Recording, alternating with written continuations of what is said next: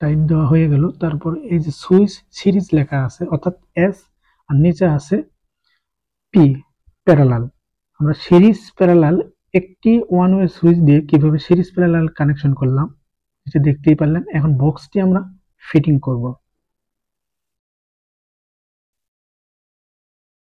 বক্সে যে ৬টি স্ক্রু আছে স্ক্রুগুলো ভালোভাবে টাইট করে লাগিয়ে রাখতে হবে।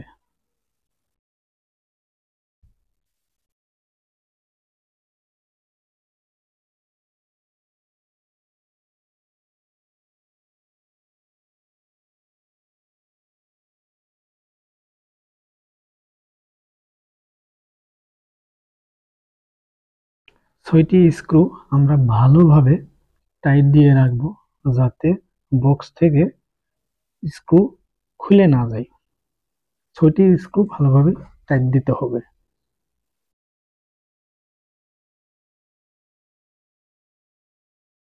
এই যে দেখছেন কাট আউট, সেই কাট আউটটা আপনারা খুব চিকন, যাতে অল্প এম্পিয়ার অর্থাৎ খুবই কম পরিমাণে এম্পিয়ার নিতে পারে এরকম আপনারা কাট আউট ব্যবহার করবেন। না হলে যদি কোনো দুর্ঘটনা ঘটে তাহলে কিন্তু বড় ধরনের সমস্যা হবে। সেক্ষেত্রে তারপর নিয়েছি একটি ল্যাম্প। এই যে ল্যাম্পটি আমরা লাগিয়ে নেব হোল্ডারে।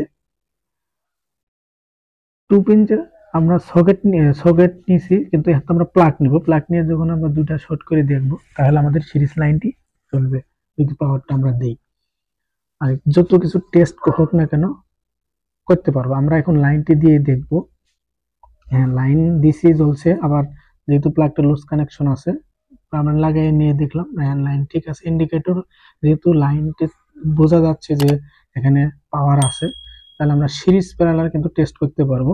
এই সিরিজ প্যারালাল অর্থাৎ ল্যাম্প টেস্ট দিয়ে আমরা অনেক কিছু টেস্ট করতে পারবো। ইলেকট্রিক্যাল মোটর, বিভিন্ন লাইট, বিভিন্ন ডিভাইস আমরা চেক করতে পারবো।